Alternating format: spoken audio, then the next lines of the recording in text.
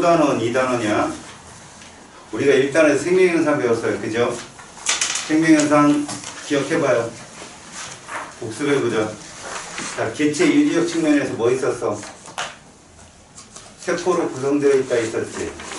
물질 대사를 한다. 외부 자극에 대해서 반응한다. 신경계하고 호르몬계가 맞지? 그리고 발생과 생장을 한다. 무슨 분열이야? 세포 분열한다. 너희들한테 나눠준 문제는 40문항 정도 되잖아. 다음번에 줄 때는 한 100문항씩 줄 거야. 생명과학의 1단원은 문제풀이가 점수를 좌우한다. 알겠지? 역시 여기도 마찬가지고 이 단원 문제가 지금 생명과학의 탐구인데 마찬가지로 1단원과 엮여서 많이 나와. 그 다음에 그 종족 유기적 측면에 뭐 있었어? 생식한다 있었죠. 감수분열. 그죠? 그 다음 유전한다. 적응과 진화를 한다. 알겠지? 이렇게 구분지어서 공부해놔. 알았지? 문제 풀 때도 그렇게 풀고. 오늘은 과학의 탐구 과정인데 2단원의 문제 출제는 2문항 아니면 1문항 정도가 나와. 그걸 위해서 니네가 이렇게 푸는 거야. 시험 문제는 뭐가 나오느냐? 여기는 커다랗게 탐구 방법을 2개를 제시하고 있어. 귀납적 탐구 방법하고 연역적 탐구 방법이 있다. 귀납은 잘 안 나와 시험에. 낼 만한 것도 거의 없고. 하지만 문제를 풀면서 한번 훑어보는 정도로 볼 수 있도록 해. 연역은 외워놔. 순서부터 그 탐구 단계까지 특징까지 외워놔. 먼저 귀납을 먼저 봐봐. 자, 귀납적 탐구 방법에 처음에 보면은 자연현상이라고 되어 있을 거야. 그지?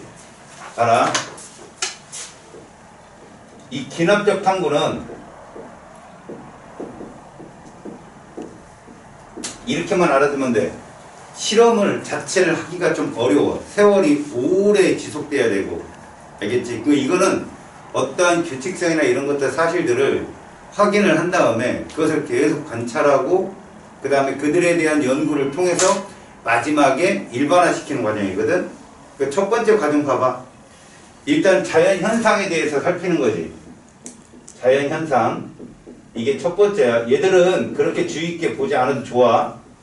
자연현상을 살피고 그 다음에 뭐를 하니? 관찰 주제를 선정을 한다 라고 되어 있어. 그지? 이런 과정을 외울 때는 탐구 과정 하나를 갖고 매치시켜서 공부하는 게 좋다. 누구를 하는 게 좋냐면 다윈 거. 갈라파고스 군도의 핀칫의 부리 같은 거 있잖아. 이런 건 오랜 세월을 통해서 이섬저섬 돌아다니면서 자료를 통해서 탐구를 한 거거든. 그 정말 오랫동안, 그러니까 핀칫의 진화에 대한 탐구니까 니네는 그 적응과 진화에서도 종족 유적 측면에서 배웠듯이 적응보다는 진화가 좀 오랜 세월을 하는 거잖아. 그래서 지금 같은 경우도 오랜 세월을 통해서 탐구하는 과정이 귀납이라고 생각하면 된다. 그 다음에 관찰 방법과 절차를 고안해서 이게 설계하는 거지. 주제를 선정한 다음에 관찰 방법과 그 다음에 주제를 고안한다. 절차를 고안한다. 뭐 이런 말이 있어. 이대로 뭐를 하면 돼? 시행을 하면 되겠지. 그래서 관찰을 수행한다. 이렇게 돼 있어.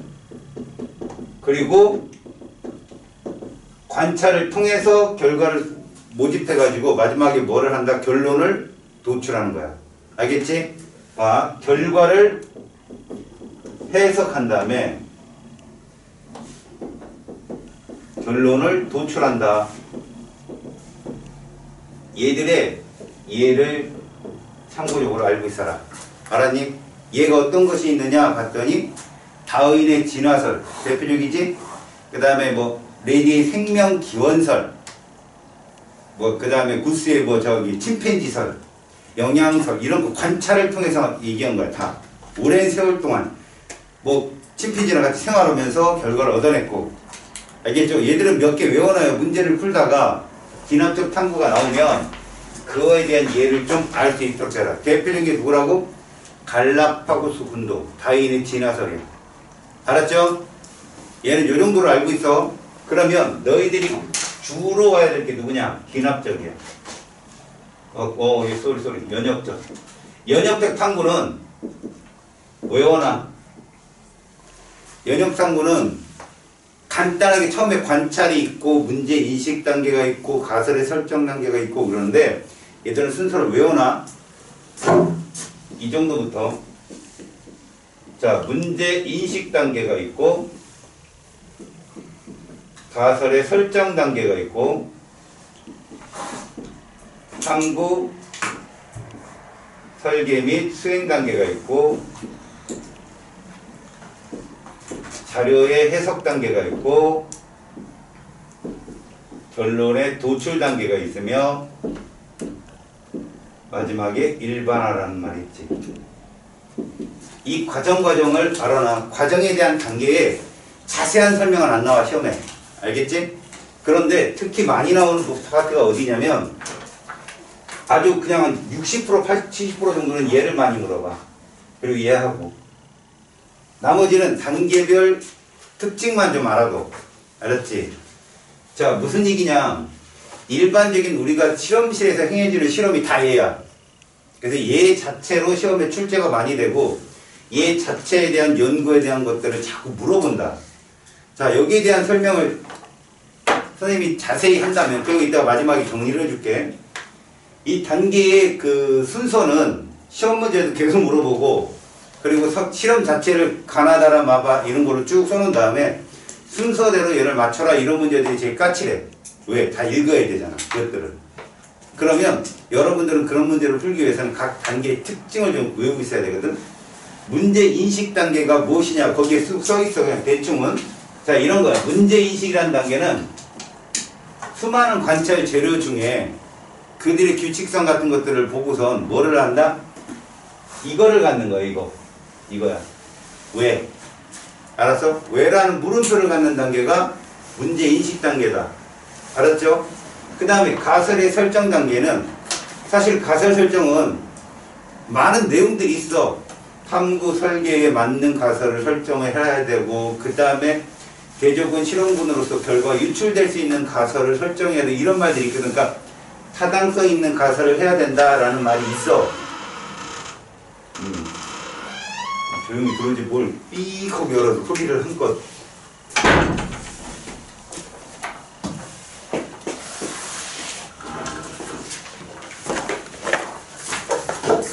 하는 거다. 이때 여러분들 이 단계를 좀 더 정확하게 구분하려면 얘를 알아야 돼요. 변인이. 이 두 개를 알고 있죠. 변인이라는 걸 커다랗게 뭐라고 하냐면 실험에 관여하는 인자들을 말해요. 알겠죠? 이 변인 구분을 잘 하세요. 시험엔 진짜 많이 나오니까. 변인은 커다랗게 독립변인하고요. 종속 변인으로 나뉘어져요.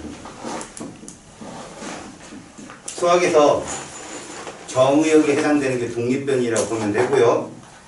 그 다음에 Y축값 있죠. Y값, 결과값. 그걸 종속변이라고 보시면 되니까 종속변이는 실험의 결과라고 보세요. 실험의 결과. 알겠어요? 종속변이는 실험의 결과입니다. 독립변이는 무엇이냐?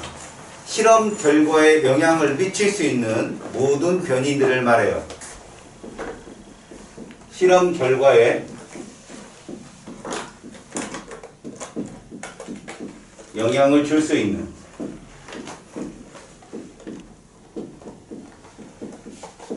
모든 변인값입니다. 자, 이 두 개 가지고 실험을 합니다. 이 두 개 가지고 실험을 하는데 문제는 보세요. 실험의 결과에 영향을 미치는 게 과연 어떤 결과가 어떤 변인이 어떤 만큼 영향을 줄 수 있는 것인가를 판단할 때는 두 개로 얘를 나눠야 돼요. 첫 번째, 조작이 가능한 조작변인이라는 게 있어요. 수많은 독립변인 중에 이 변인에 의해서 얘는 어떠한 영향을 받는가를 살피는 거죠. 조작변인은 조작이 가능한 변인이라고 정도 알고 있고요. 그 다음에 그 수많은 독립변인 중에 조작변인 하나를 선택했으면 나머지 독립변인들은 통제가 돼야 돼요. 걔에 의해서 결과가 어떤 영향을 미칠 건가 그럼 나머지 것들은 통제를 해야 된다고. 이런 것들을 통제 변이라 부르고 독립 변인 중에 통제하는 그 수단을 변인 통제라 부릅니다. 도치로 했죠. 그죠? 자, 통제 변인을 통제하는 방법을 뭐라고 한다고? 변인 통제 이렇게 부른다고요. 됐습니까? 이 두 개를 가지고 실험을 하는 건데 자, 이걸 가지고 이 변인 가지고 이제 설계 및 수행을 하고 자료 해석을 하고 이럴 텐데 제가 얘기했죠. 어디 파트가 시험에 제일 잘 나온다고 그랬죠? 여기입니다. 바로 여기를 여러분들이 변인으로서 어떻게 얘를 설정해서 공부를 할 것인가 정해놔야 돼. 그래야 공부가 단순해진다. 어떻게 할 것인가 봐봐요. 자, 선생님이 예를 들어서 광합성에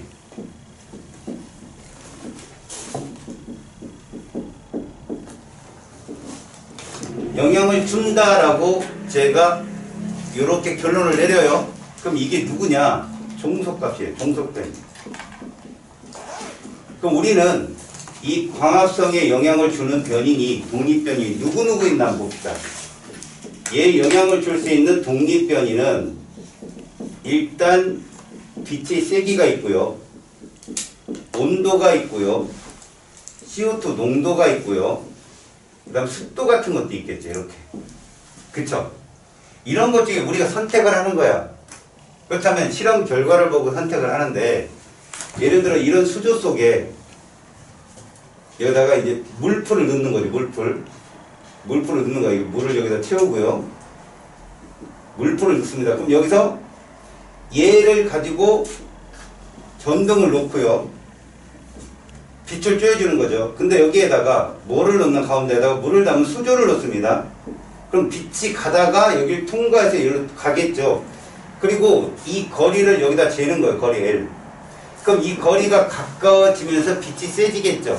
이 실험을 한다라고 한다면 과연 어떻게 할 것인가? 처음 이 수조의 역할은 온도를 통제한다는 거죠. 무슨 말이냐? 빛이 여기를 통과하면서 열은 여기 흡수가 되겠죠. 빛만 간단 말이에요. 순수한 빛. 그러니까 이 수조는 온도를 통제하는 변인 통제. 다시 말해서 통제 변인을 통제하는 방법이라는 거예요. 변인 통제. 그 다음에 이 안에 뭐를 집어넣냐면 탄산수소 나트륨을 넣어요. 이거는 CO2를 공급해 주는 거예요. 무제한으로. 그러니까 이 방법도 역시 뭐예요? 변인 통제가 되는 거죠. 이해 갔어요? 그리고 물에 담궈놨으니까 습도는 당연히 변인 통제가 된 거고요. 지금 이 실험을 통해서 너희들은 조작이 누구냐 그러면 얘가 조작인 거예요. 빛의 세기가. 알았죠? 그렇다고 우리는 얘들의 가설을 설정할 때 이렇게 쓸 수 있다는 거죠. 빛의 세기는 광합성 양에 영향을 줄 것이다 라는 가설을 세웁니다. 자, 이런 가설을 통해서 이 실험을 하게 되는 거예요. 빛이 거리가 가까워지면서 세면 이 안에서 누구의 숫자, 이게 산소의 기포수가 얼만큼 많이 나오느냐. 결국 여기서는 광합성의 영향은 산소 기포수로 잴 거예요. 이해 갔어요? 그럼 너희들이 봐야 될 건 뭐냐? 가설의 설정 단계라는 게 어떻게 정해지느냐는 거예요. 굉장히 중요하다. 실험에서 조작 변이 있죠. 이것과 종속 변인의 합으로 나타나요. 항상. 그러니까 여기서도 요게 뭐고 조작이고 이게 뭐였습니까? 종속이었잖아. 그죠? 이 둘의 조합으로 가설이 설정된다고. 자, 똑같은 실험인데 이런 실험을 한번 볼까요? 자, 여기는 암실 상자를 놓는 거예요. 그리고 화분을 하나 넣고 여기 식물을 이렇게 놔봅시다. 얘는 똑같은 식물인데 얘는 빛을 노출시킨 거죠. 자, 이 실험 A하고 B가 있다라고 한다면 누가 봐도 누가 조작 변인이요? 빛이잖아요. 빛의 유무 아닙니까? 빛이 있다 없다. 그러니까 빛은 광합성에 영향을 줄 것이다라는 가설을 연상케 하는 실험인 거야 이게. 이해 갔어요? 그렇다면 여기다 변인 통제를 우리가 한다면 뭐하냐? 이산화탄소 농도 충분히 공급해야 되고 습도 충분히 조절해줘야 되고 똑같이요. 온도도 똑같이 해주는 거. 이걸 변인 통제라 부른다고. 이해 갔어요? 그러면 이런 실험도 있다고 생각합시다. 이 가지가 있거든요. 얘들의 차이는 뭐예요? 가나다 얘들의 차이는 바로 잎이잖아, 잎. 그죠? 그리고 광합성 양에 대해서 실험을 한다라는 결론을 준다면 잎은 광합성에 영향을 줄 것이다 라고 가설을 세울 수 있다는 얘기지. 이해 갔어요? 그렇게 해서 설계를 하고 수행을 할 때 반드시 유념해야 될 게 뭐냐? 바로 얘를 설치해야 됩니다. 대조군과 실험군을 두 개를 반드시 설치해야 돼. 이게 시험 맨날 나와요, 시험. 저거를 비교하면 대조군은 말 그대로 조작을 한 실험군에 대한 비교 대상이에요, 얘가. 비교 대상입니다. 그러니까 결국은 실험군을 통해서 얼마만큼 실험에 대한 결과값이 나왔는지 비교하려면 대조군이 항상 필요해요. 대조군이 없이 실험을 한 후에 위 실험은 뭐가 잘못됐습니까? 라고 묻는 문제도 많고요. 그게 제일 어려운 거죠. 그럼 저런 것들을 구분할 때 제일 좋은 건 쉽게 말하면 이런 게 제일 좋아요. 조작이 어디로 들어가겠어요? 조작 변인이. 대조군 실험군 중에 어디로 들어갈까요? 당연히 실험군 쪽으로 들어갑니다. 대부분의 실험이. 알았어요? 그러니까 이렇게 하면 좀 편한데 실험군은 조작 변인이 있다. 대조군은 조작 변인 값이 없다라고 보는 게 가장 무난합니다. 여기 볼까요? 이 실험을 보면 이 조작이 뭡니까? 빛이잖아요. 그럼 빛이 없는 애가 A잖아요. A가 대조군인 거예요. 이해 가세요? 조작이 빠진 거. 그러면 가나다 중에는 조작이 이파리였잖아. 그러면 대조군은 누굴까요? 가가 되는 거죠. 집중해야 돼. 친구가 좀 이렇게 졸거나 그러면 이렇게 옆에서 깨워줘, 이렇게. 의리 이런 거 없어? 그지? 졸면 옆에서 깨워줘, 네가. 알았어?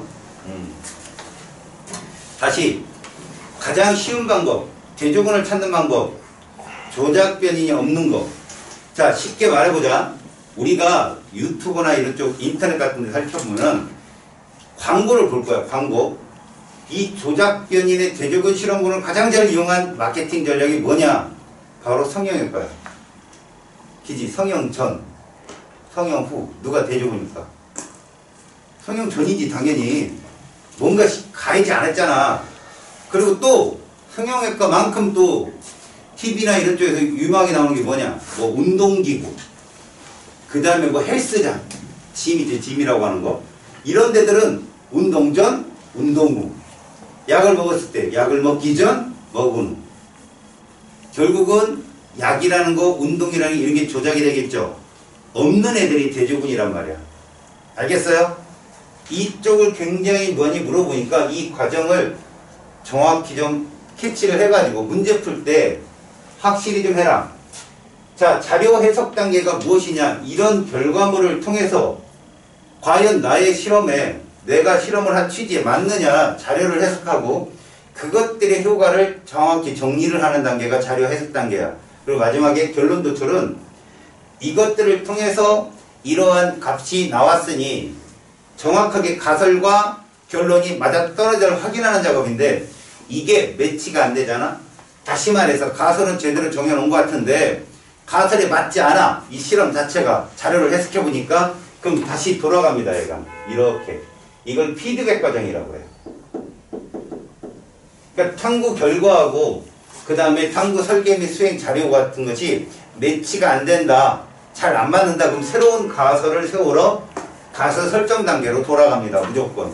이런 반복 학습을 계속 결정짓는 게 결론의 도출 과정이고 이게 맞았다. 그러면 일반화로 들어가거든요. 일반화는 이렇게 우리가 얻어진 결과가 다른 탐구인들이 실험한 것과 제대로 맞아떨어지는데 비교를 할 수 있는 것. 그래서 몇 개 맞아떨어진다. 그럼 일반화 해가지고 정리를 해버리는 거예요. 이해 갔어요? 자, 그럼 이거를 외워야 되겠죠? 그냥 우스갯소리니까 듣고 넘겨. 뭐 저렇게 허접하게 외웁니까? 저는 그냥 외울 수 있습니다. 그럼 외우세요. 여러분 자연계열이죠. 여러분들이 자연계열 애들이 이과라고 하잖아. 이과 아닌 애들이 누구야? 문과지. 문과 애들 과학 못하잖아. 이렇게 해요. 아, 문과가 알겠니? 문과 탐구 설계 및 수행을 하라고 하면 걔들은 뭐 할까? 자결하겠죠. 그죠? 아무래도 이과보다 못하죠. 그렇게 외우시라고. 알겠지? 문과가 탐구 설계 및 수행을 하라고 하면 자결하라는 짓이다. 자결하는 일이다. 뭐 이렇게 얘기를 하면 왜? 대충 외워지겠지? 이렇게 알아두라고. 하도 쳐다보면 나중에 외워지는데 처음에 자신감을 갖게 해서 그러고. 알았지? 무슨 말인지. 그래서 거기에 보시면 그 중간 과정 왼쪽에 연역적 탐구 방법에 중요한 거 순서 잘 받으시고요. 중간에 결론 도출 보이요? 그 단계, 결론 도출 단계에서 다시 새로운 가설로 가는 건 결과와 가설이 맞지 않았을 때 돈다는 거예요. 피드백. 알았죠? 그렇게 돌아서 맞아 떨어졌다. 외부 실험과의 어떤 결과물과 비교를 한 후 대충 맞아 떨어지는 말들이 많다. 그러면 일반화가 된다는 얘기지. 자, 맨 밑에 대조 실험과 변임 이런 말이 있잖아요. 밑에 대조 실험과 변임. 대조군의 중요성을 써준 거예요. 거기가. 대조군이 왜 중요하냐? 실험군에 대한 결과치를 비교할 대상이 꼭 필요하다. 그게 없으면 안 된다. 그러니까 예전에 수능에 뭐가 나왔냐면 이게 나왔어요. 여러분. 개미가요. 뭐 방바닥에 철수라는 애가 꼭 실험하겠죠. 철수하고 영희가 주연 배우니까 수능에. 개미가 쭉 먹이를 보더니 그 개미가 지나간 길을 따라서 다른 개미들이 가더라는 거예요. 철수가 걔를 지워봤다는 거죠. 지워봤더니 얘가 안 가더래요. 그래서 결국 개미에게 나오는 화학 물질에 따라서 개미들이 서로 소통을 한다는 걸 실험을 하는 거거든. 그래서 얘가 거기 실험 자체에는 뭐라고 되어 있냐면 탐구 설계에는 개미들이 한 마리가 먹이를 놓으니까 그걸 길을 따라서 얘들이 움직였다 해서 개미들은 뭐 이렇게 얘기해요. 근데 그런 실험을 할 때 중요한 건 아예 싹 지워진 그러니까 앞선 개미가 흔히 그 화학물질 딱 닦은 게 있어야 돼. 그래서 개미가 못 쫓아가게. 그러니까 비교 대상인 대조균이 없어서 그 실험은 틀린 실험이다라는 게 결론이거든요. 그러니까 그런 것들은 대조군의 설치에 대한 유무에 대한 실험 전체의 뭐야? 이거는 뭐라고 할까? 좀 정당성 이런 것들이 위배되면 대조군이 없는 실험이 대부분입니다. 알겠어요? 자, 대조군이라고 하는 걸 뭘로 찾으라고? 제일 첫 번째는 조작 변인이 없는 게 대조군입니다. 자, 이런 연역적 탐구의 대표적인 실험들이 뭐 각기병 실험이라든가 파스테르 탄저균 실험이라든가. 그러면 제가 한번 딱 던져볼게요. 자, 탄저균 백신이 탄저균 예방에 효과가 있을 것이다. 제가 지금 뭐 던졌어요? 뭐뭐일 것이다 해가지고 가설의 설정을 던진 거예요. 뭐뭐일 것이다. 다시요. 탄저균 백신이 탄저균 예방에 영향을 줄 것이다. 조작이 누굴 것 같아요? 탄저균 백신이 조작이에요. 알겠어요? 그 다음에 종속은 누굴 것 같아요? 그거에 대한 예방 효과. 이 효과가 바로 뭐라고? 종속값이에요. 가설은 항상 그렇게 나와요. 그러면 양을 준비합니다. 25마리의 건강한 양을 두 부류로 나눕니다. 나눠서 한 부류는 탄저균 백신을 맞고 한 부류는 맞지 않아요. 어디가 대조군일까요? 맞지 않은 부류가 대조군이 되는 거예요. 이해갑니까? 맞은 부류는 뭐가 되고요? 실험군이 되는 것이고, 그래서 자료 해석을 통해서 결론을 도출한다라고 얘기하는 거죠. 이해가세요? 어떤 말인지? 백신이 뭘까요, 여러분? 백신? 여러분들이 뒤에 가서 항원 항체 반응, 다시 말해서 질병, 그 다음 뭐 외부 면역 이런 것들을 배우게 되면 거쳐야 되는 단계인데, 백신은 외부 항원을 미리 소개시켜 주는 거예요. 니네 몸에. 요즘에 코로나 백신 있죠? 코로나 백신. 코로나 바이러스를 여러분 몸에 심어주는 거야. 그럼 니들 건강한 몸이 걔들하고 싸워서 이긴 다음에 답습하는 거죠. 공격 효과를. 문제는 근데 얘들은 인지 효과가 있어가지고요. 이 바이러스를 인지를 하는 거예요. 그래서 몽타주처럼 경찰서가 몽타주 있죠? 딱 붙여놓고 얘가 진짜 싱싱한 놈이 들어왔을 때는 굉장히 빠른 시간 안에 대처를 하게 만드는 게 백신의 효과예요. 그러면 그 소개를 해주는 애는 건강한 놈이면 좀 위험하죠. 그래서 거의 며칠 있다 죽을 놈. 뭐 할아버지 바이러스 있잖아요. 바이러스에 할아버지가 있다는 것도 웃기는데 저기서 그냥 놔둬도 죽을 애들 있잖아. 인간 어떤 지팡이 들고 막 이러고 다니시는 그런 분들이 군인이라고 치고 들어온 거야. 근데 걔들이 늙었다고 우리 인간처럼 주름살이 있고 그러진 않잖아. 똑같은 DNA 구조를 갖는다. 아, 그러나 RNA 바이러스야, 걔들은. RNA 바이러스는 굉장히 변이가 심하거든요. 그래서 사실상 이 바이러스를 우리가 백신을 맞는다 하더라도 이 백신은 1년 전에 있던 그 바이러스일 가능성이 높아요. 지금 바이러스는 변이를 했겠죠. 걔네들이 취약해요. 그러니까 지금 여러분들 백신이 말이 많잖아요. 뭐 어떤 건 효과가 있다, 어떤 건 없다 그러는데 이렇게 생각하세요. DNA 바이러스보다 DNA 이중가닥이잖아요. 좀 안정하죠. RNA 바이러스는 한 가닥이잖아요. 이 한 가닥들은 변이가 굉장히 심합니다. 뭐라고 생각하면 좋냐면 변이가 누구보다 빠르냐면 인플루엔자보다 빨라요. 여러분 인플루엔자가 독감 바이러스거든. 1년에 한 번씩 맞죠. 왜? 변이가 그렇게 심하니까. 이해가요? 그러나 보세요. 얘들은 학계 조사에 의하면 3개월에 한 번씩 바뀐대요. 그럼 벌써 1년이 지났잖아. 변이가 몇 번은 일어났을 거야? 한 4번은 일어났을 거라고. 그러면 그 중에 한 3개, 2개 정도만 잡아도 백신으로 인정을 해주는 거야. 그게 식약청에서 하는 일이에요. 알았지? 근데 이 코로나 바이러스가 누구 거냐 원래 쌌을 거예요. 쌌을 거. 알죠 여러분? 쌌을. 그게 변이돼 갖고 지금 온 거라고. 그럼 앞으로 코로나 말고 또 다른 게 나오겠죠. 그지? 그러니까 인간은 바이러스를 쫓아갈지 잡지는 못한다 아직은. 잡아내는 순간 인간이 바이러스를 잡아내는 순간 아마 제1의 영장류로 우뚝 쓰지 않을까. 여러분 우주전쟁이라는 영화 봤어요? 톰 크루즈 나온 거? 우주전쟁 봤어요? 그 영화에서 마지막 외계인이 죽는 게 누구 때문에 죽어요? 바이러스 때문에 죽어요. 지구 바이러스에 취약해갖고 걔들이 스스로 무너지는 거죠. 미생물의 위력이란 말이야. 알겠지? 그러니까 파스텔의 백신 실험, 그 다음에 각기병 실험이 있어요. 뭐 도종된 현미를 도종이 안 된 현미를 주고 하나는 그냥 백미를 주고. 이 현미백미라는 게 쌀룬이거든요. 이 쌀룬이 있는 걸 준 애들은 각기병 예방의 효과가 탁월한데 그렇지 않은 애들은 각기가 걸렸다. 닭들에게 주는 거예요. 닭들 쫄뚝거리는 닭들한테. 그러니까 25마리 그래서 현미를 준 쪽이 실험군이 되는 거야. 왜? 쌀룬이 있는 거니까. 없는 쪽은 뭐가 된다고요? 대조군이 된다. 이것만 꼭 기억하세요. 알겠습니까? 그게 이 실험에서 제일 잘 나오는 부분입니다. 자, 과학의 탐구 과정의 밑에 각 단계를 한번 볼게요. 여러분들 키포인트를 봐라. 관찰 및 문제 인식 단계. 그러면 뭐야? 거기다 물음표를 빵 써놓으라고요. 왜? 알겠어요? 문제 인식 단계가 왜요? 왜에 대한 그 문제점에 봉착한 순간 문제 인식이 들어온 거죠. 두 번째, 가설의 설정 단계라고 되어 있는데 잠정적 결론이란 말에 밑줄 쳐놔요. 잠정적 결론. 근데 이 결론이 뭐랄까 우리가 증명 가능한 타당한 결론이어야 돼요. 허황된 결론이 아니라. 알겠어요? 그러니까 외계인하고 다가고 교배를 하면 뭐 이런 이상한 얘기를 하다가는 이거는 실험 설계가 어렵잖아요. 그런 게 아니라 타당 가능한 거. 그 다음에 거기 보시면 뭐 관측을 통해 가지고 여기에 써 있지 않지만 대조군과 실험군으로 검증이 가능한 실험이어야 돼. 무조건.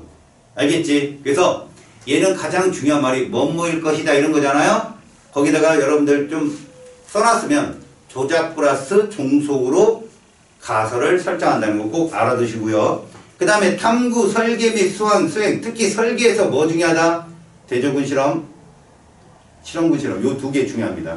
대조군과 실험군 되게 중요한데 대조군하고 실험군을 구별할 때 제일 먼저 해야 될 게 뭐라고? 조작의 유무예요. 조작이 없으면 대조군, 있으면 실험군 꼭 기억하시고, 그 다음에 자료 해석 단계, 그거는 이제 여러분들 파악하는 거니까 규칙성, 그 다음에 경향성 이런 것들을 쭉 찾아내는 과정이 자료 해석 단계. 마지막 결론 도출. 이건 가장 중요한 건 뭡니까? 자료를 통해서, 자료 해석을 통해서 우리가 세웠던 가설과 타당한가. 알았어요? 만약에 여기서 타당하지 않다 그럼 어떻게 한다? 다시 새로운 가설을 세우러 피드백으로 넘어가야 됩니다. 알았죠?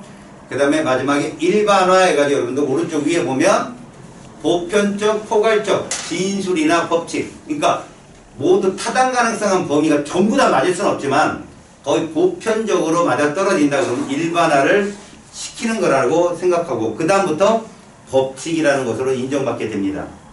밑에 그 천인조 실험이라는 게 있어요.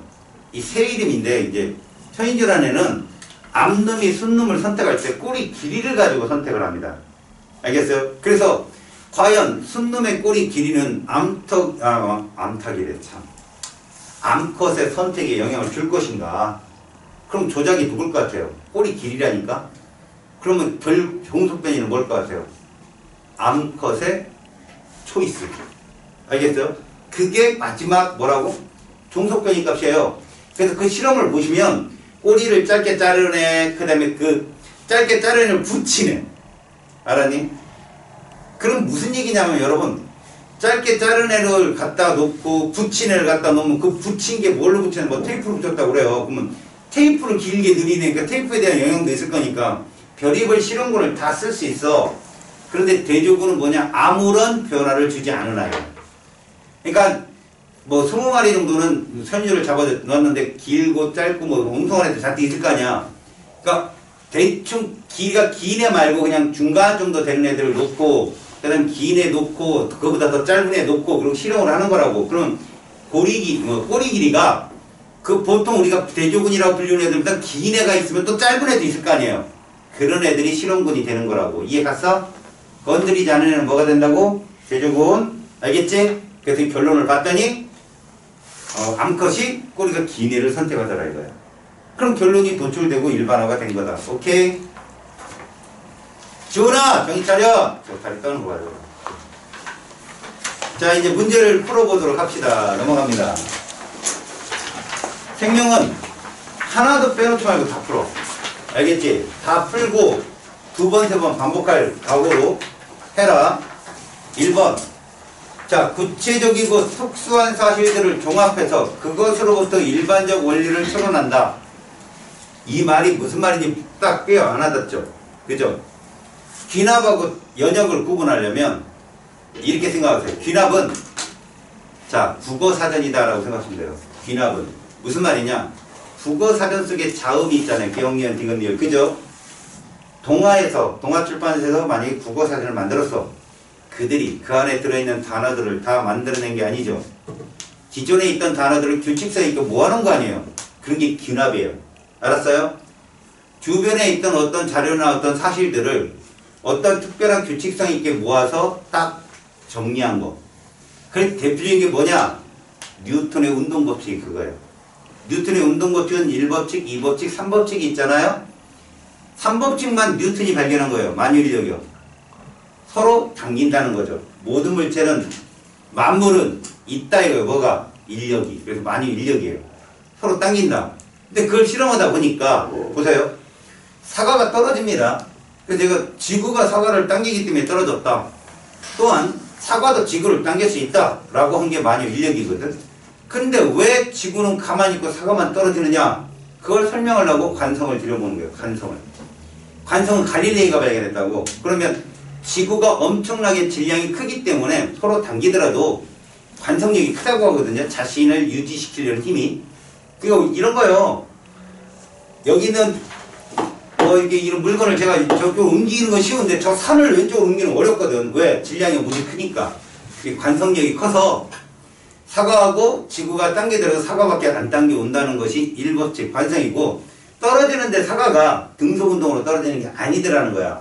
등가속으로 떨어지지. 그런 게 2법칙입니다. 힘과 가속도 법칙이라고 하죠.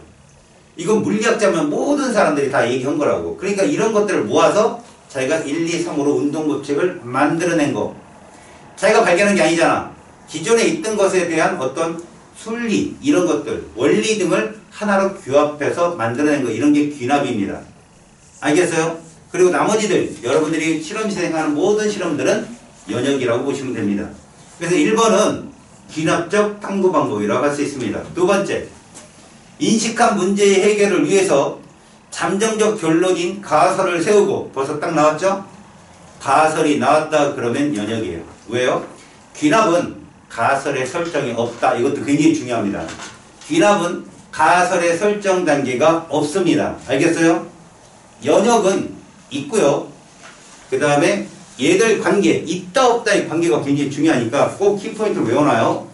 세 번째, 실험군과 비교하기 위해서 검증하려는 요인을 변화시키지 않는 집단.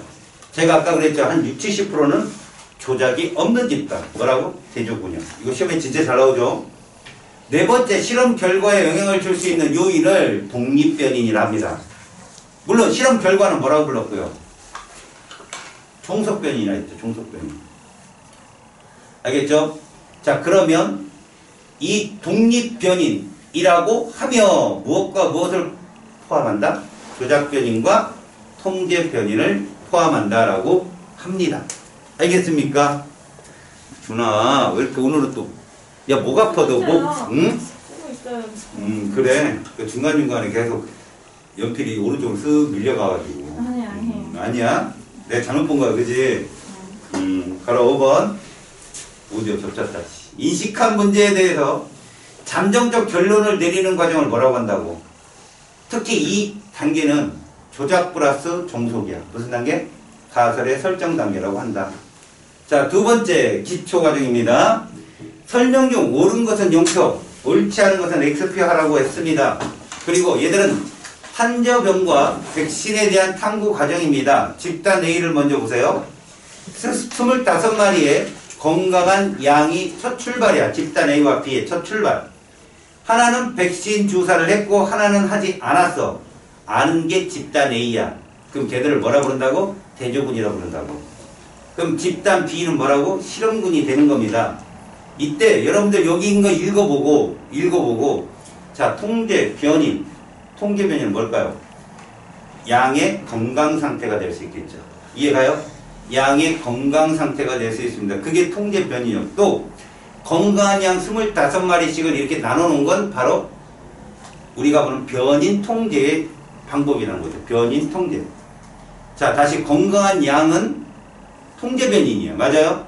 그걸 25마리를 나눠놓은 이 방법 뭐라고? 변인 통제라고 한다고요. 자, 그렇다면 1번 집단 A는 대조군, 집단 B가 실험군, 그러니까 X입니다. 집단 A와 B에 탄저 병균을 주사하는 것은 통제 변이다 라고 했거든요. 거기에 보니까 A와 B에 탄저 병균을 주사하는데 어디에만 했어요? 어디에만 했습니까? B에만 좀 균을 주사했잖아요. 그죠? 그 탄저 병균을 주사했다고 했는데 거기에 보니까 병균 자체도 통제가 된 거잖아요. 맞죠? 건강한 양 25마리에 탄저병 병균을 동시에 다는 거야. 물론 집단 B에는 누굴 넣었죠? 백신을 준 거죠. 백신을. 그러니까 하나는 백신이 없었고 하나는 백신이 있는 상태인데 동시에 탄저병균을 주사를 했을 때 누가 탄저병에 걸리지 않느냐는 얘기죠. 탄저병은 우리가 보통 일반적으로 말하면 살이 썩는 거예요. 썩는 거. 그러니까 여러분들 사과 있죠. 사과 멍들었다고 하는 거 있잖아. 그게 뭐 벌레나 이런 것들이 땅에 떨어져서 충격을 받아서 썩는 건 모르겠지만 스스로 썩는 걸 이렇게 탄저병균이라고 해요. 그걸 초식동물이 먹으면 그 병균이 감염되고 그걸 인간이 먹으면 인간도 감염이 돼요. 알겠지? 그거를 예방하는 백신이 바로 여기서는 조작변인에 해당되니까 2번도 맞습니다. 1번은 틀렸지만 3번 종속변인은 탄저병 균을 주사한 후에 건강 상태 맞는 말이에요. 그 다음에 네 번째 이 실험의 가설 조작이 누구라 했죠? 백신이요. 맞죠? 그 다음에 종속이 누구라 했죠? 영양 상태. 그 둘 말이 들어갔으면 답이에요. 맞아 안 맞아요? 맞죠? 그래서 4번도 정답. 다섯 번째 탄저병균을 주사하지 않아도 백신의 효과를 알 수는 없죠. 그죠? 왜? 탄저병균이 들어가서 통제가 돼야 이게 효과가 있는지 없는지를 알 수 있잖아. 이런 건 상식이지. X다. 세 번째, 탐구 설계 및 수행 단계에서 중요한 것은 무엇입니까? 아까 내가 여기서 중요한 거 뭐라고 그러냐? 대조군 설정이죠. 무조건 대조군과 실호군 설정해야 돼요. 그래서 거기에 3번은 쭉 보면 4번이 정답이 되는 거예요.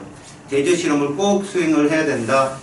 네 번째, 과학의 탐구 과정 중에 가설의 검증에 해당되는 내용이 무엇입니까? 자, 여기서 중요한 거예요. 가설을 검증한다. 가설이 맞는지 아닌지. 가설에 대한 얘기는 분명히 조작을 품고 있단 말이야. 그럼 하나는 조작을 넣고 하나는 조작을 넣지 않은 실험을 검증이라고 합니다. 알겠어요? 그럼 여기서 이런 말이 어디에 있느냐? 3번에 있죠. 실험군과 대조군을 설정한다. 이게 탐구 설계 및 수행이 굉장히 중요한 얘기죠. 5번째, 생명과학 탐구 과정을 순서대로 나열합니다. 가단계에서 해야 할 가장 중요한 것은 했는데 여러분들은 딴 거 볼 것 없이 가설의 설정 단계가 들어가 있죠. 이거 뭡니까? 그럼 연역적 탐구입니다. 그렇다면 우리는 가에 대한 얘기를 뭐라고 했는다? 탐구, 설계 및 수행 단계로 봐야 돼요.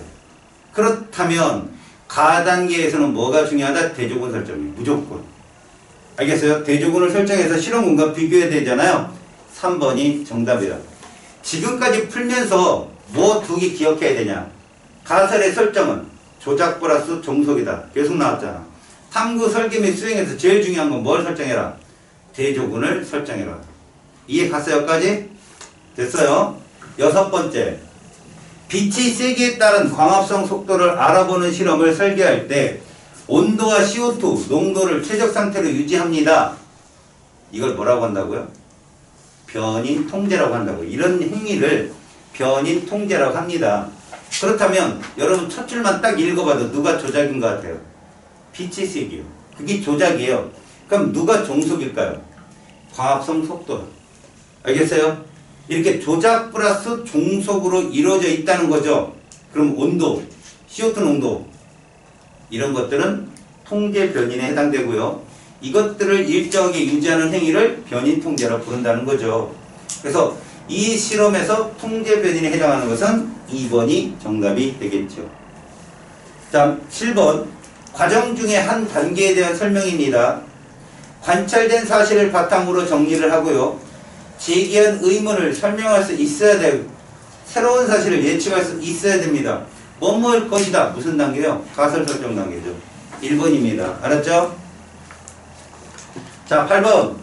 보기의 탐구활동, 기억, 미음, 과학적 탐구과정 단계, 옳게 연결한 걸 찾는 거예요. 이런 게 시간이 오래 걸립니다. 그러면 여러분들은 기억에서 미음까지 단계를 적을 수 있어야 돼요. 기억.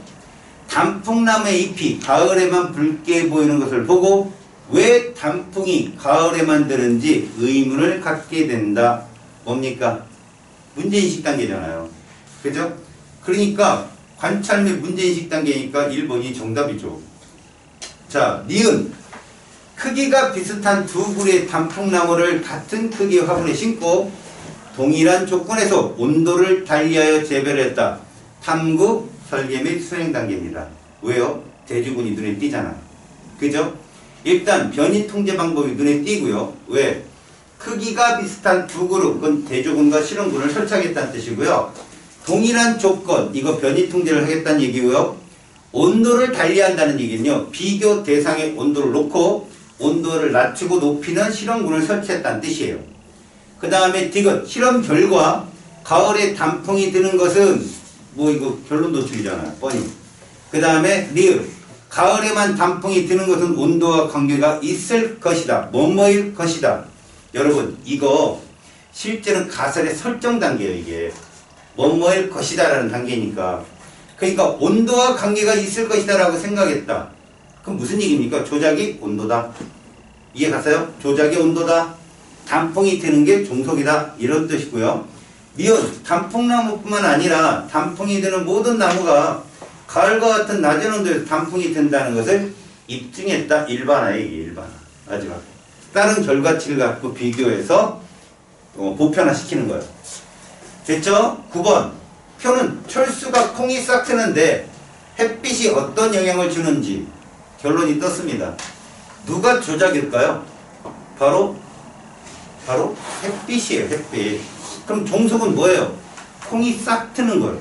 그게 종속이에요. 그런데 구분을 A, B를 했단 말이야. 자, 이게 지금 실험 설계이기 때문에 탐구 설계 단계예요. 그럼 대조군 실험군을 묻겠다 이런 뜻이야. 자, 장소 보니까 양지, 음지 어때요? 충분히 조작을 했어요. 누가 대조일까요? B가 대조겠죠. 음지, 조작변이 빠졌으니까 그냥 그걸 보는 거라고. 온도 통제됐고요. 물도 뭐예요? 통제돼야 되죠. 잘못된 부분은 비실험군에, 비인지 실험에 물을 충분히 줘야 된다는 거죠. 이게 변이 통제니까. 이해 갔죠? 다음 10번. 가설 검증을 위한 탐구 설계 및 수행 단계에 해당하는 건 뭡니까? 아까 봤잖아. 실험군과 대조군. 아까 5번하고 똑같은 문제라고. 여기는 맨날 이렇게 나온다고. 5번이 답이에요. 11번. 실험 결과에 관여하는 독립변인과 종속변인을 구별하고 두 변인 사이의 관계에 영향을 줄 수 있는 다른 변인을 일정하게 유지하는 것. 변인 통제라고 했죠. 아까. 통제 변인과 다른 뜻입니다. 자, 12번. 가설을 검증하는 실험을 수행한 결과 가설이 틀린 것으로 판명됩니다. 자, 그렇다면 이게 2단계가 어디서 나타나는 단계겠죠? 결론 도출 단계에서 나타나는 단계예요. 그럼 이렇다면 다음 과정은 뭡니까? 피드백. 새로운 가설을 세운다. 이게 그 다음에 따라와야 돼요. 수반해야 된다. 답은 4번. 자, 13번. 각 단계에 대한 설명으로 옳은 것을 했는데 1번 관찰이라고 써 있어요.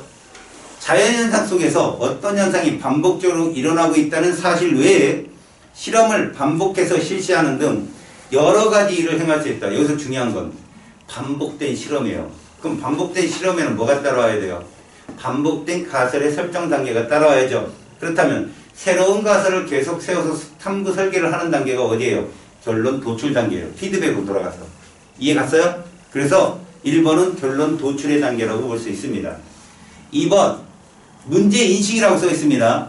이미 알려진 정보와 새로운 사실에 대한 예측이 포함되어야 하며 예측 뭐뭐할 것이다. 뭡니까? 가설의 설정이죠. 2번은 가설 설정 단계라고 할 수 있습니다. 세 번째 관찰 결과 의문점을 찾아내고 문제인식 단계예요. 자, 네 번째 대조군과 실험군을 설정해서 대조 실험을 한다. 정답입니다.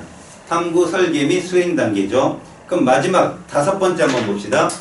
실험을 반복해 실시하고 실험에서 얻어진 정보가 다른 연구자의 결과와 일치하는지 확인하는 단계. 그래서 일치하면 일반화라고 하죠. 일반화. 여기가 일반화 단계입니다.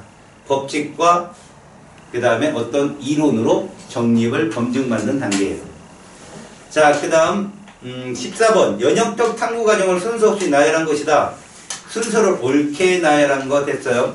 문과는 탐구 설계 및 수행을 하라면 자결하라는 짓이다. 외웠으면 됐죠. 그래서 문제 인식 단계가 제일 먼저 들어와야 돼요. 디귿. 그 다음에 가설의 설정 단계, 탐구 설계 및 수행 단계. 이해 갑니까? 그 다음 마지막에 뭐 있습니까? 자료 해석. 결과 분석이 자료 해석이에요. 그 다음에 결론 도출. 마지막에 일반화. 다음은 5번이요. 자, 15번. 다음은 에이크만 각기병 연구 실험이에요. 자, 각기병이라는 게 사실 뭔지 모르죠. 각기병은요. 눌렀을 때 살이 다시 이렇게 안 올라오는 거예요. 그러니까 여러분들 잘 이게 볼을 누르면 볼이 원래 딱 들어오잖아요. 이게 탱탱하다고 그러잖아. 근데 각기병에 걸리면 꼭 누르잖아요. 그럼 그 자국이 오랫동안 있어요. 이렇게 쑥 들어간 상태에서. 알겠어? 그런 게 누구 애들은 닭 같은 조류들은 이 관절에 와요.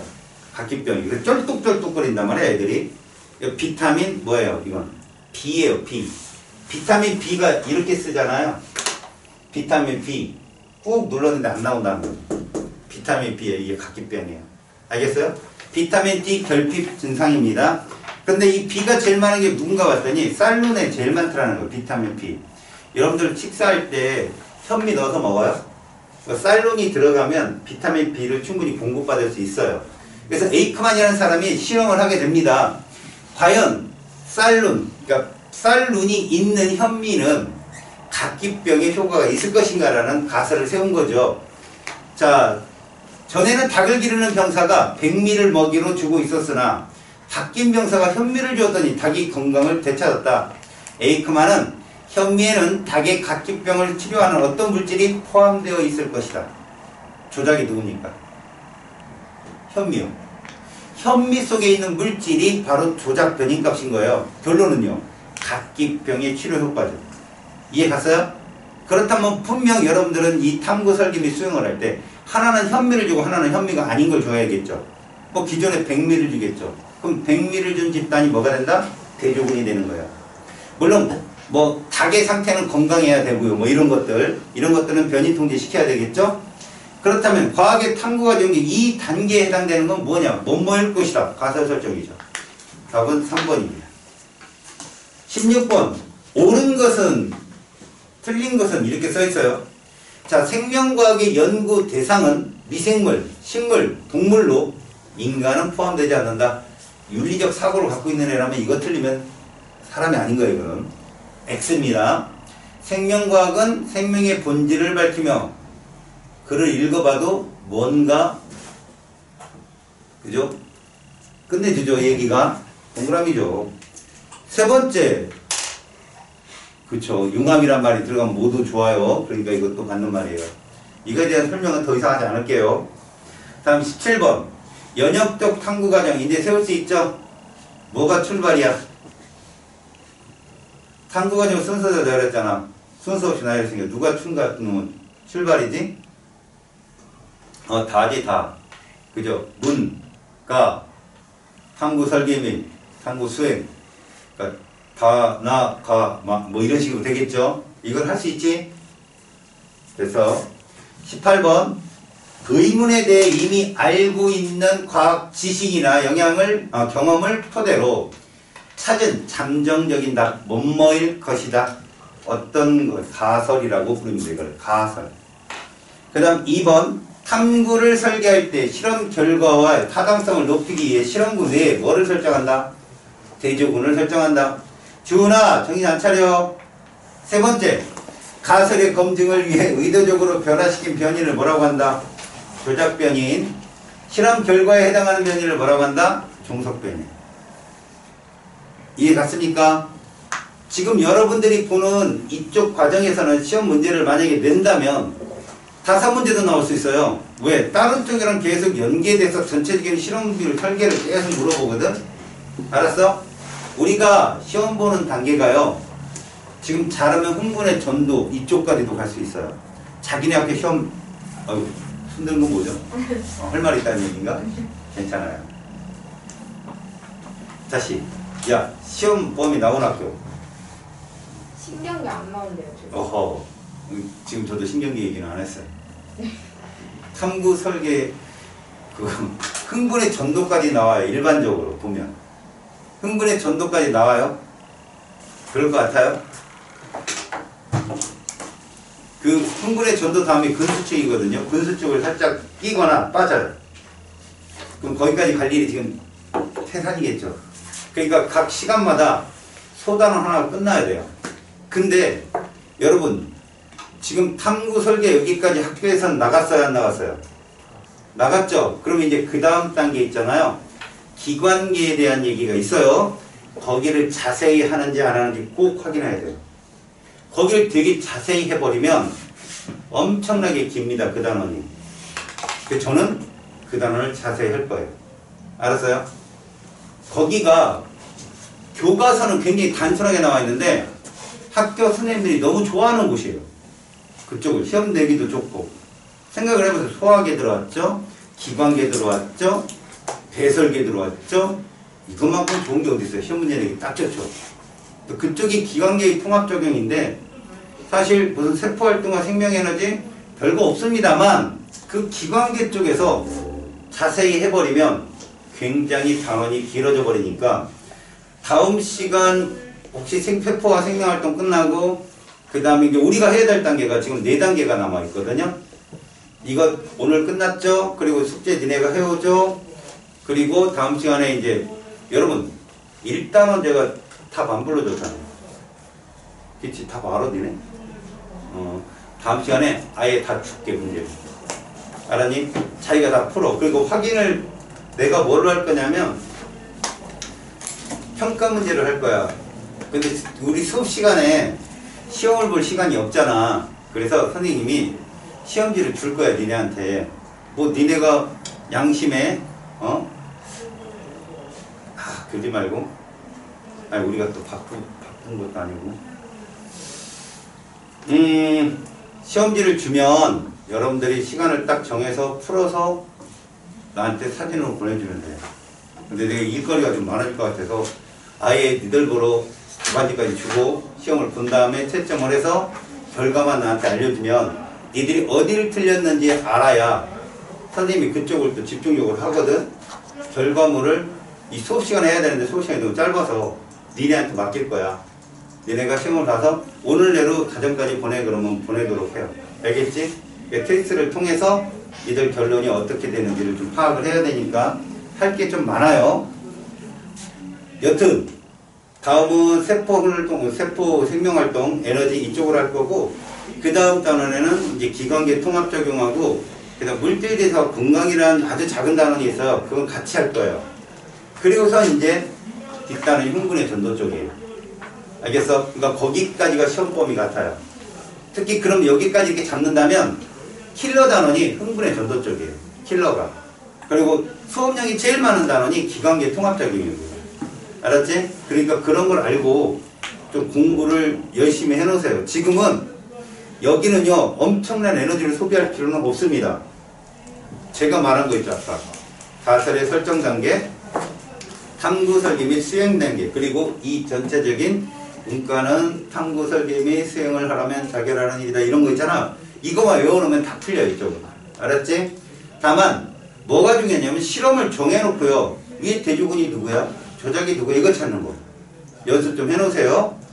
자 19번 보세요. 자 플레밍의 탐구 과정, 여러분 지금 실험 뭐뭐 배웠죠?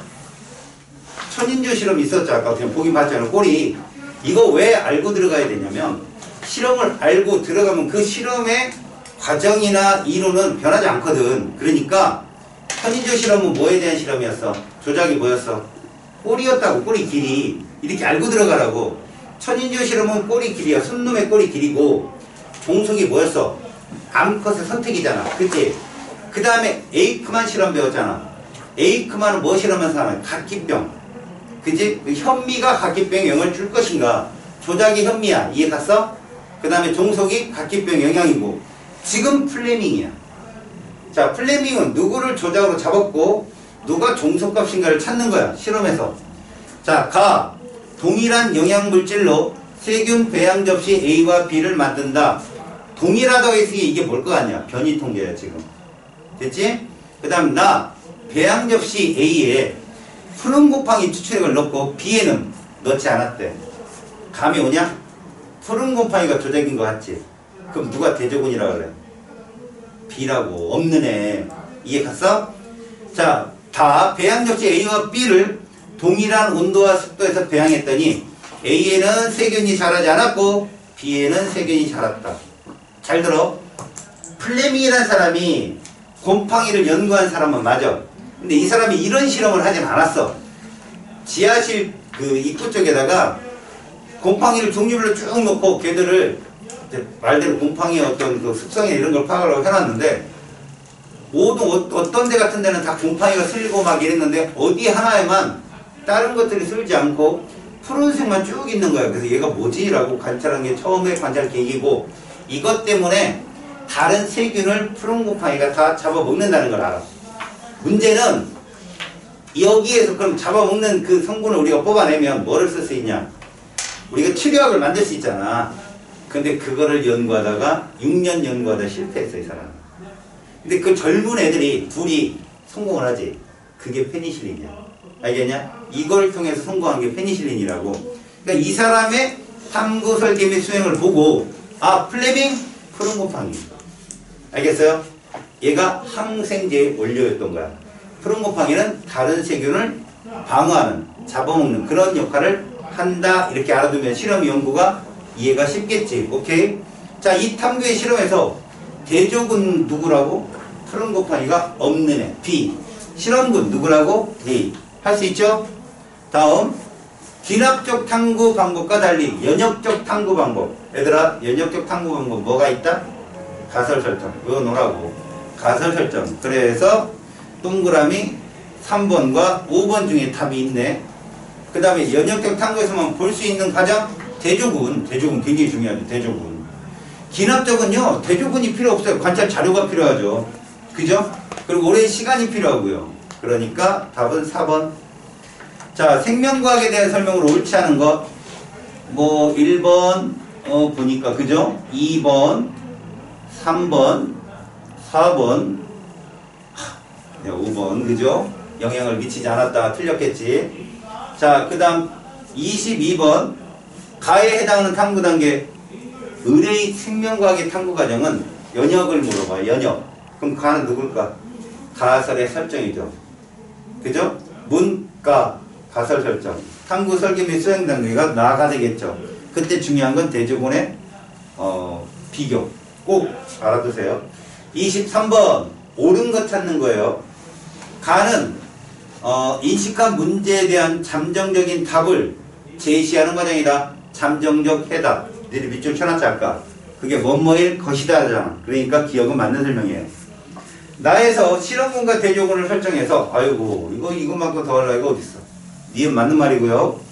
디귿. 나는 가가 옳은지 그른지를 판단한다. 얘들아 이걸 판단해서 새로운 가설을 세울까 말까 어디서 정하는 거야? 결론 도출이에요. 결론 도출. 알겠어요? 답은 2번 넘기세요. 자, 철수는 우유가 상한 것을 우연히 발견하였고 이 문제도 기출문제예요. 기출문제. 상한 우유에서는 세균 A가 많이 발견되었습니다. 이 세균이 우유를 상하게 하는지 알아보기 위한 철수가 수행한 탐구 과정. 그럼 종속은 떴네. 우유가 상한다가 종속 아니야. 맞지? 그럼 누가 조작일까? 세균 A라니까. 알겠어? 이렇게 눈치껏 찾아내야 돼. 가. 세균 A는 우유를 상하게 한다. 상하게 할 것이다가 아니야. 한다. 뭡니까 이거? 결론 도출이잖아. 그지? 그 다음에 나 세균 A가 우유를 상하게 하였을 것이라고. 이게 문제 인식의 뒤에 단계. 가설 설정 단계죠. 그래서 나가 가설 설정 단계입니다. 다 세균 A를 넣은 우유는 상하였고 세균 A를 넣지 않은 우유는 아무런 변화가 없었다. 자료 해석한 거 아니야. 그죠? 실험 결과를 해석한 거 아니야. 라. 완전히 멸균된 우유를 2병 준비해서 한 병에 세균 A를 넣고 실험군, 다른 한 병에 세균 A를 넣지 않고 대조군. 이해 갔어요? 탐구, 설계 및 수행 단계. 됐죠? 그러니까 자 뭐냐, 여기는 문제 인식 단계는 이미 문제 주었어요. 얘가 보고선 인식을 한 거 아니야. 세균 A가 얘를 상하게 하네? 그러면 뭐부터 찾아야 돼요? 가설의 설정 단계. 나가 출발이에요. 나. 그 다음에 탐구, 설계 및 수행 단계. 라. 그다가 자료 해석 단계. 다. 결론 도출. 다가 정답입니다. 오케이? 다음 25번. 설계 및 수행 단계에 대한 설명으로 옳은 것만을 보기에서 찾으세요. 실험하는 동안 종속 변이는 얘들아 일정하게 유지될 건 통계 변이냐. 종속 변이는 뭐 일정히 유지하고 빼고 이런 게 아니라 결론이지. 그지? 기억은 마치 유사답인 것처럼 행동을 하는데 조심해라 이런 거. 니은 실험군은 실험 조건을 의도적으로 변화시켜야 된다. 그치? 다시 말해 조작을 해야 된다고. 그렇다고 조작 변인을 가지고 얘를 빼고 넣고 이게 아니라 조작 변인을 많이 넣고 적게 넣고 있긴 있어야 돼. 실험군에는. 그러니까 빛의 세기가 조작이면 빛의 세기를 가장 밝게 더 밝게 이런 식으로. 알았어? 그래서 니은도 틀렸고, 실험을 할 때는 조작 변인 외에 영향을 줄 수 있는 다른 독립 변인을 일정하게 유지시키는 변인 통제가 반드시 필요합니다. 물론 대조군도 필요하고요. 3번이 정답이 됩니다. 자, 구리가 식물의 생장에 미치는 효과를 알아보기 위한 탐구 설과다. 질문. 누가 조작이라고? 구리요. 그죠? 그럼 종속은 누구예요? 식물의 생장에 미치는 효과가 바로 종속이에요. 그렇다면 가. 배양 접시에 물에 적신 솜을 넣어두고요. 나. 배양 접시에 검은 콩을 20개 넣는데요. 다. 0.35%의 구리 용액을 배양 접시에 떨어뜨리고요. 라. 따뜻한 곳에 배양 접시를 넣고 1, 2주 동안 콩이 싹트고 생장하는 것을 관찰했습니다. 됐습니까? 뭐가 이상한 것 같아요? 넣지 않은 게 있어야죠. 그죠? 넣은 게 있으면 넣지 않는 게 있어야 될 거 아니에요. 대조군이 없다는 얘기입니다. 그렇다면 뭐만 한다? 아무것도 넣지 않은 중류수만 있는 것이 꼭 필요합니다. 대조군으로. 그죠? 이해 가요? 이런 문제들이 갑툭튀로 나온다고. 알겠어? 답은 3번입니다. 다음 27번. 어떤 과학자가 문제 읽으면서 알아야 돼. 물질 X의 작용을 알아보기 위해서 수행한 탐구 과정입니다. 대장균을 배양하던 배지에 우연히 물질 X가 첨가되고 배지에서 대장균이 사라지는 걸 관찰했습니다. 관찰 단계잖아요. 그죠? 그 다음 무엇이라는 가설을 설정하는데 이걸 어디서 찾느냐? 밑에 있는 설계 및 수행 단계, 결론 도출 단계를 쭉 읽어보고 조작이 누구고 그 다음에 종속이 누군지. 근데 여러분들 문제를 좀 풀잖아요? 벌써 풀기 전에 감이 와요. 지금 이 문제도 누가 조작인지 아마 아는 친구도 미리 알았을 거야. 아, 얘가 조작일 것 같다. 그리고 결론은 무엇이다 라는 거. 다 20개의 대장균 배양 접시를 준비해서 10개의 배양 접시에는 물질 X를 넣고 나머지는 넣지 않았어. 왔지 감이. 넣지 않은 애가 대조군이라고. 넣은 애가 실험군이고. 물질 X가 첨가된 배양 접시에는 대장균이 증식하지 않았어요. X가 첨가되지 않은 배양 접시에는 대장균이 증식했다. 그렇다면 물질 X는 뭐라고요? 대장균의 배양에 영향을 줄 것이다. 이건 가설 자체가. 기억, 이 실험에는 대조군이 설정되어 있습니다. 넣지 않은 애들이요. 니은, 이 실험의 종속 변이는 증식 여부잖아요. 맞았습니다. 지금 물질 X는 대장균의 증식을 억제할 것이다. 아주 정확한 답이죠. 정답은 5번. 27번 같은 문제가 깔끔한 문제예요. 이런 문제들이. 여러분도 공부하는데 도움이 되는 문제죠. 28번. 다음은 서로 다른 탐구 방법입니다. 그러니까 두 가지 탐구 방법이니까 하나는 귀납이고 하나는 연역이겠지. 예상하고 들어가세요. 야생 상태의 침팬지 생활을 지속적으로. 아까 침팬지 연구는 뭐라고 그랬지? 귀납이다. 알겠지? 침팬지. 그 다음에 영양, 야생 영양. 그 다음에 갈라파고스 군도. 이런 것들이. 그 다음에 세포. 알겠어요? 그 다음에 생명 기원설. 이런 게 다 귀납이야. 알았니? 레디 실험이라고 여러분들 고기를 넣어놓고 밀봉을 한 거랑 구멍을 뚫어놓은 거랑, 그러니까 생명은 생명에서 기원되는 거지 절대 무생물에서 나오는 게 아니다라는 그 설이거든. 알겠어요? 그런 생명 기원설 같은 것들이 뭐의 일종의 귀납적 탐구의 일종이야. 알았어? 자, 그러면 이제 가는 귀납이라는 결론을 내리시고요. 레디는 2개의 병에 작은 고기 조각을 넣고 라고 했네요. 야, 얘는 뭐라고 할 수 있냐, 우리가. 하나는 입구를 막았고 하나는 입구를 막지 않았잖아요. 그죠? 그러면 여기에서 탐구 방법에서 넣고 넣지 않았다는 대조군이 꼭 있는 거 아니야. 대조군이 있고 가설이 있다는 건 뭐죠? 연역이라는 뜻이잖아요, 얘들은. 자, 그렇다면 기억, 가에서 침팬지가 먹이를 채집할 때 도구를 사용할 것이라는 가설, 귀납에는 가설이 없다겠죠. 기억 같은 게 어려운 거라고. 침팬지 그 실험은 귀납이기 때문에 가설이 필요 없어요. 그래서 기억은 틀립니다. 니은, 가는 귀납적인 거 맞고요. 디귿, 나에서 천으로 입구를 막는 것이라고, 막은 것, 입구를 막은 것이라고 했거든요. 이거 잘 알아두세요. 입구를 막았다는 건 누구의 접근을 막았다? 파리의 접근을 막은 거라고요. 다시요. 입구를 막지 않은 건 구데기가 나왔고요. 입구를 막은 건 구데기가 나오지 않았어요. 이해 갑니까? 이 사람은 무슨 얘기를 했어요?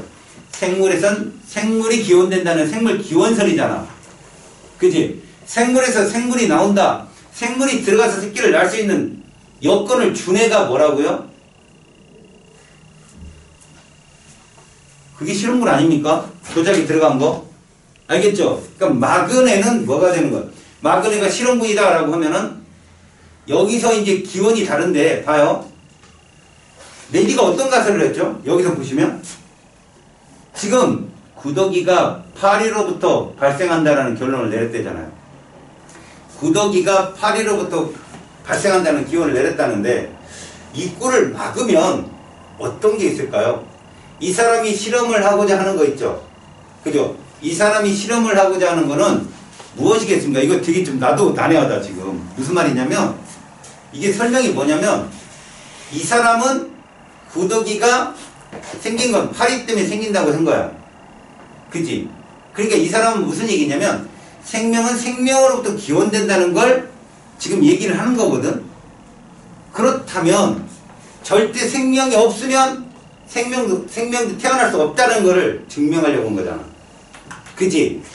그래서 오히려 파리가 접근하지 않은 그 막은 게 실험군이야. 이게 실험군이라고. 막았더니 안 나왔잖아, 생명이. 열어놨더니 구더기가 생겼는데 막았더니 안 나왔잖아. 그럼 이 사람은 요 레디 실험 잘 들어라. 오히려 막은 게 실험군이다. 알겠어요? 그래서 디귿이 맞는 말이에요. 이거 꼭 인용하세요. 레디 실험은. 자, 29번 생명과학에 대한 설명이에요. 야, 이런 건 1, 2, 3번 한번 봐봐. 쭉 x 5 이렇게 쳐봐. x 뭐 5 이렇게 쳐봐.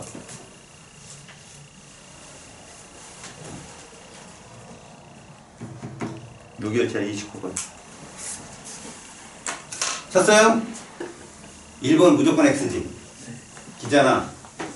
여러분 개체 수준까지만 연구된다. 개체 다음에 뭔데? 개체 다음에 군집이야. 알겠냐? 군집이라고. 그러니까 군집 그 다음에 생태계까지 가야 되는 거야. 생명과학은. 그래서 1번이 x, 2번, 5번 다 맞는다. 자, 30번 모든 생물은 세포로 이루어져 있다는 결론을 도출하는 데에는 주로 기납적 탐구 방법. 이게 세포설이에요. 세포설. 실화에 대한 세포설.